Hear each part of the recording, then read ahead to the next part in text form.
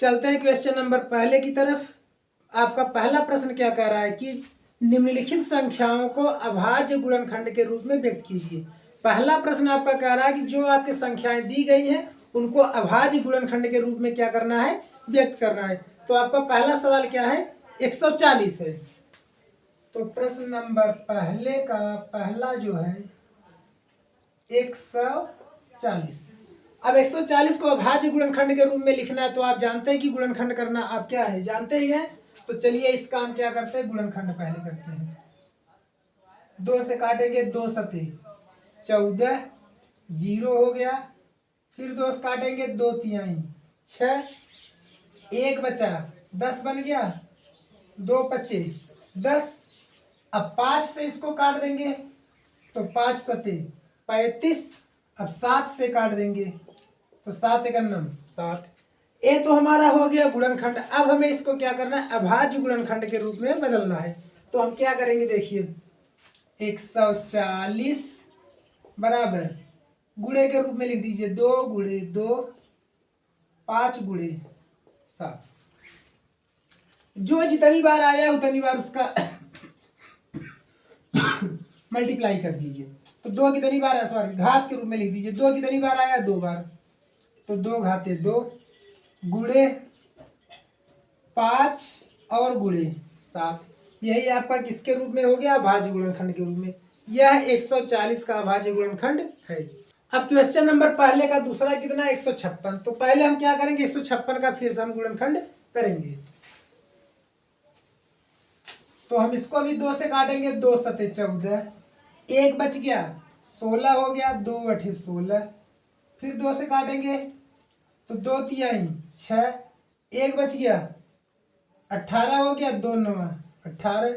अब 3 से काटेंगे, 3 एकन्नम 3, 3 त्रिक्का 9। अब फिर 13 से काट देंगे तो 13 एकन्नम 13। अब इसको अभाज्य गुणनखंड के रूप में लिखना है तो हम लिखेंगे क्या, 156 बराबर 2 गुणे 2, 3 गुणे 13। अब इसके बाद इसको क्या करिए, घात के रूप में बदल दीजिए। 2 का घात हो जाएगा 2 गुणे 3 और गुणे 13। यह आपका क्या हो गया, 156 का अभाज्य गुणनखंड। अब पहले का थर्ड क्वेश्चन क्या है कि 3825 का भी हमें अभाज्य गुणनखंड करना है। तो देखिए 3825 का अभाज्य गुणनखंड करना, तो अगर सबसे लास्ट में 5 आया है तो हमेशा वो कंटिन्यू आंख बंद करके आप 5 से काट दीजिए। लेकिन हम पहले इसको जोड़ लेते हैं, देखते क्या है, 3 से कटेगा। 3 से काटने के लिए सभी अंक को जोड़ दीजिए। तो 8 3 11, 11 2 13, 13 5 18। तो ये 3 से भी आपका कट जाएगा। तो चलिए हम पहले इसको 3 से काटते हैं। 3 एकन्नम 3, 3 दूना 6, 2 बच गया 22 हो गया, 3 सते 21, 1 बच गया 15, 3 पचे 15। अब देखिए क्या यह फिर 3 से कटता है, 12, 12 7 19, 19 5 24। अभी 24 आपका 3 पहाड़ा माता है, इसलिए यह भी आपका भी फिर 3 से कटेगा। 3 चौके 12, 3 दूना 6, 1 बच गया 15 हो गया, 3 पचे 15। अब क्या फिर यह आपका 3 से कटेगा, चेक कर लेते हैं। तो 5 2 7, 7 4 11 नहीं कटेगा, तब यह आपका 3 से नहीं कटेगा। किससे काटते हैं, 5 से। 5 अठे 40, 2 बच गया तो 5 पचे 25। फिर 5 से काट देते हैं, 5 एकन्नम 5, 3 बचा तो हो गया 35। तो 5 सते 35। अब यह किससे कटेगा, 17 से। तो 17 से काटेंगे तो 17 एकन्नम 17। अब इसका अभाज्य गुणनखंड के रूप में लिख दीजिए, क्या होगा, 38 25 बराबर 3 गुणे 3, 5 गुणे 5 और गुणे 17। अब इसको घात के रूप में बदल दीजिए। तो क्या हो जाएगा, 3 घाते 2 गुणे 5 घाते 2 गुणे 17। ये चलते हैं क्वेश्चन नंबर दूसरे की तरफ। क्वेश्चन नंबर आपका प्रश्न दूसरा क्या कह रहा है, जो आपका क्वेश्चन है, पूर्णांकों के निम्नलिखित युग्मों के HCF और LCM ज्ञात कीजिए। तथा इनकी सत्यता की जांच दो संख्याओं के गुणनफल बराबर लस गुणे मस से कीजिए। तो देखिए दूसरे का पहला नंबर सवाल क्या है। सवाल नंबर दूसरे का पहला क्या है आपका 26 और 91। 26 और 91। तो हम सबसे पहले क्या करेंगे 26 और 91 का गुणनखंड कर लेंगे। तो चलिए 26 का गुणनखंड करते हैं और 91 का गुणनखंड करते हैं। 26 का करेंगे 13 दूना 26, तो 2 गुणे 13 आ गया। 91 का करेंगे तो क्या हो जाएगा 7 गुणे 13, 13 सते 91। अब इसका हमें क्या कह रहा है कि ल से निकालिए और म से निकालिए। तो चलिए हम लिख देंगे म से मतलब होता है जो दोनों में कॉमन होगा। तो दोनों में कॉमन क्या है 13 है, तो इसलिए हो जाएगा 13। अब लिखते हैं लस। लस क्या होगा जो कॉमन होता है पहले हम उसको लिख लेते हैं, बाकी जो शेष बचता है उसको लिखते हैं। तो 13 गुणे 2 और गुणे 7, तो 7 दूना 14, 14 का गुणा 13 कर दीजिए, 14 त्रिक 42, हासिल लग गया 2, 14 का नाम 14, 14 4 18, 182। अब कह रहा है कि इसके सत्यता की जांच कीजिए। तो सत्यता की जांच के लिए सूत्र होगा, सूत्र है आपका कि दो संख्याओं का गुणनफल, दो संख्याओं का गुणनफल बराबर लस गुणे मस, लस गुणे मस। ठीक है, अब इसी में रख देते हैं हम। तो क्या हो जाएगा दो संख्याएं आपके कौन कौन से 26 और 91। तो लिखेंगे क्या 26 गुणे 91 बराबर लस गुणे मस। लस आपका है 182 और मस का गुणा करेंगे, मस आपका कितना है 13।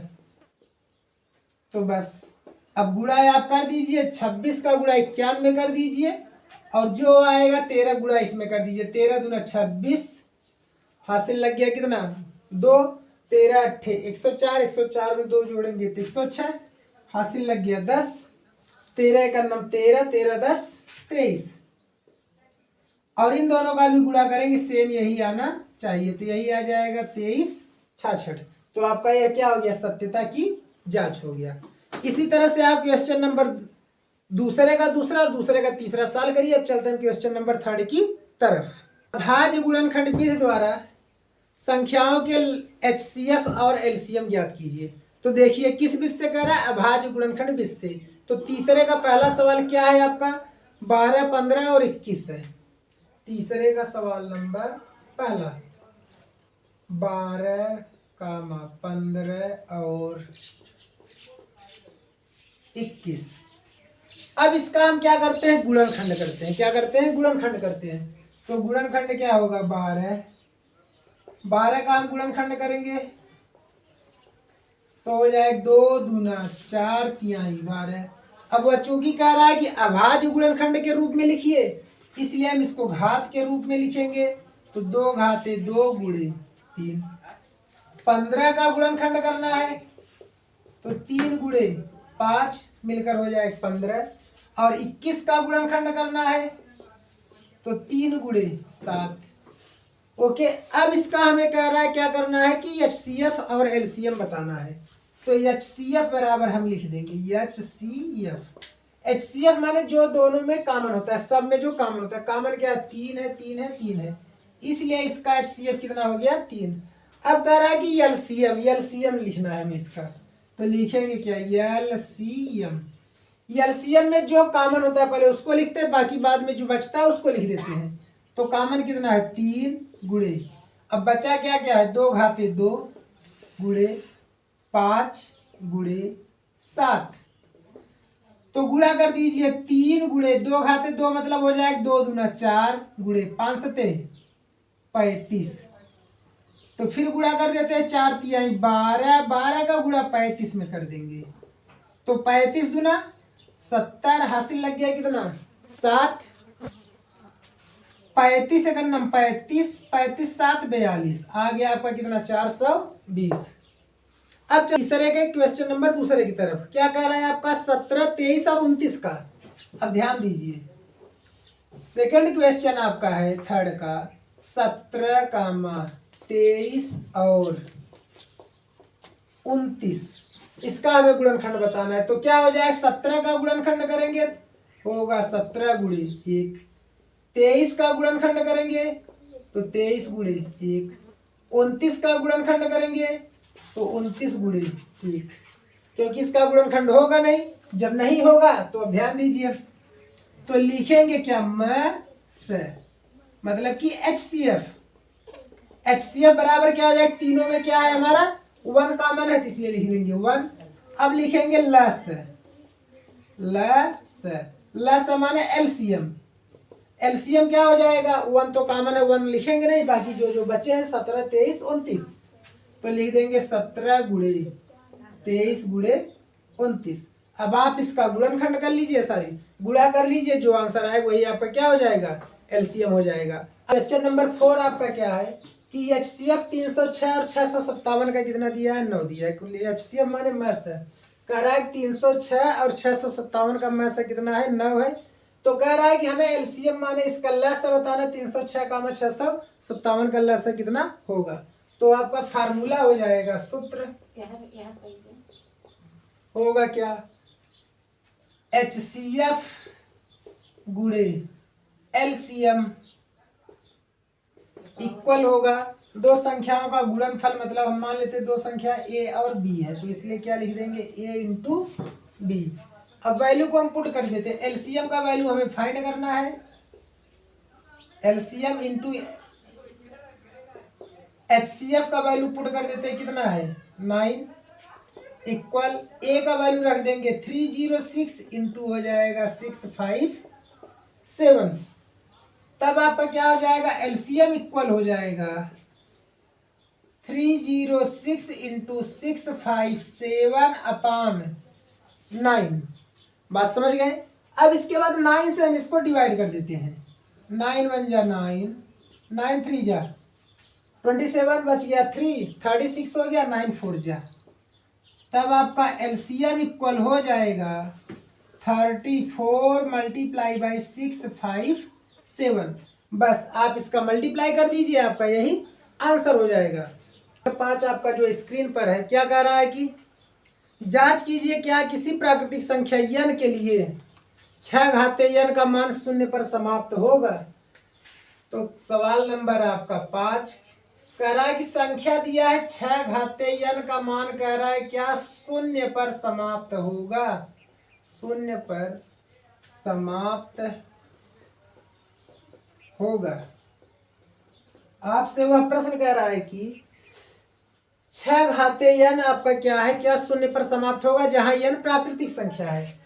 तो प्राकृतिक संख्या माने कि आपका n का मान आप रख सकते हैं 1 2 3 4 5 6 से लेकर के अनंत तक रख सकते हैं, लेकिन कह रहा है कि यह 0 पर समाप्त होगा नहीं होगा। तो ध्यान दीजिए, हम करेंगे क्या हल, 6 घाते n बराबर गुणनखंड कर देंगे 6 का, तो गुणनखंड क्या आ जाएगा 2 गुणे 3 घाते n होगा। अब इसके बाद हम इसको अलग अलग गुणा कर देते हैं, 2 घाते n गुणे 3 घाते n, दोनों को हमने तोड़ दिया अलग अलग कर दिया। अब ध्यान दीजिए, कभी भी कोई संख्या 0 पर समाप्त तभी होता है जब 2 के साथ 5 का गुणे के रूप में होगा, या किसी सम संख्या के साथ 5 का जब तक हम गुणा नहीं करेंगे संख्या 5 का तब तक नहीं होगा। तो इसमें सम संख्या क्या है 2 और यहाँ आपका 5 न होकर के 3 है, इसलिए 0 पर समाप्त नहीं होगा। तो लिखेंगे क्या कि 6 घाते n 0 पर समाप्त नहीं होगा, क्योंकि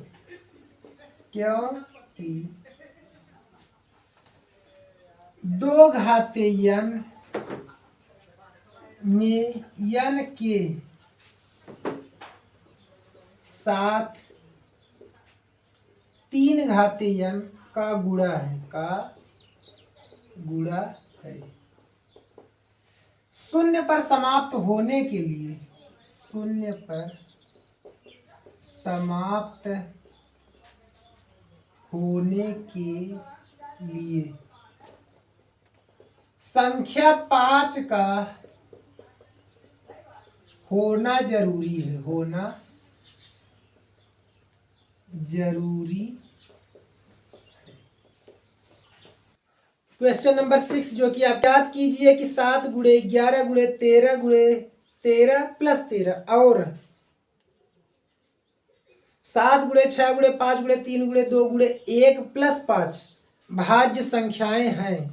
क्या मतलब है भाज्य संख्याएं हैं, इसको आपको बताना है। तो देखिए इसमें दो सवाल है, एक सवाल हम सॉल्व कर दे रहे हैं, एक आप सब सॉल्व करिएगा। क्या कह रहा है, 7 गुणे 11 गुणे 13 प्लस 13। सवाल नंबर 6 आपका है 7 गुणे 11 गुणे 13 प्लस 13। कह रहा है क्या यह भाज्य संख्या है। भाज्य संख्या मतलब कि यह क्या 2 से कटेगा नहीं कटेगा, 3 से कटेगा नहीं कटेगा, 4 से कटेगा नहीं कटेगा, मतलब यह किसी भी संख्या से कटेगा नहीं। मतलब अगर अभाज्य होगा तो सिर्फ स्वयं से कटेगा, लेकिन यह किसी भी संख्या से कट रहा है कि नहीं। तो देखिए हम आपके पास दो तरीके हैं। पहला तरीका है कि इन तीनों का आप गुणा करके 13 जोड़ दीजिए, आ जाएगा आंसर। दूसरा तरीका है डायरेक्ट आप क्या करिए, इन दोनों 13 कॉमन लेके इसके बाद आप क्या करिए तब सॉल्व करिए। तो सिंपल से तरीके से आप हल कर दीजिए। क्या लिखोगे, 7 गुणे 11 गुणे 13 प्लस 13। अब इसके बाद हम क्या करेंगे, इसमें इन तीनों का 11 77 77 में जब हम 13 का गुणा करेंगे तो आ जाएगा 1001। कितना आ जाएगा 1001। 1001 में आप प्लस 13 जोड़ दीजिए, तब आपका कितना हो जाएगा मिला करके 1014। यही आपका क्या हो जाएगा आंसर हो जाएगा। क्या कह रहा है कि किसी खेल के मैदान के चारों ओर एक वृत्ताकार पथ है। कह रहा है कि इस मैदान का एक चक्कर लगाने के लिए सोनिया को 18 मिनट लगते हैं, जबकि इसी मैदान के एक चक्कर लगाने के लिए रवि को 12 मिनट समय लगता है। मान लीजिए दोनों एक स्थान पर एक ही जगह से एक ही दिशा में दौड़ना प्रारंभ करते हैं, तो वह कितने मिनट के बाद दोनों पुनः उसी स्थान पर पहुंचेंगे। तो यह सवाल आपको सॉल्व करना है। तो देखिए मान लीजिए यह एक आपका क्या है वृत्ताकार मैदान है, यहीं से दौड़ना शुरू कर रही है सोनिया भी और यहीं से दौड़ना शुरू कर रहा है रवि भी। रवि एक राउंड इसका कंप्लीट कर ले रहा है 12 मिनट में, जबकि सोनिया एक राउंड कंप्लीट कर रही है 18 मिनट में। तो कह रहा है दोनों एक साथ एक ही दिशा में चलना प्रारंभ करते हैं और कितने मिनट बाद फिर वह पुनः अपने प्रारंभिक स्थिति पर आएंगे। तो ऐसे सवालों के लिए हम क्या करते हैं, उसका एलसीएम निकालते हैं, मतलब लस ज्ञात करते हैं। तो देखिए क्या होगा, तो प्रश्न 7 लिखेंगे सोनिया द्वारा लिया गया समय, सोनिया द्वारा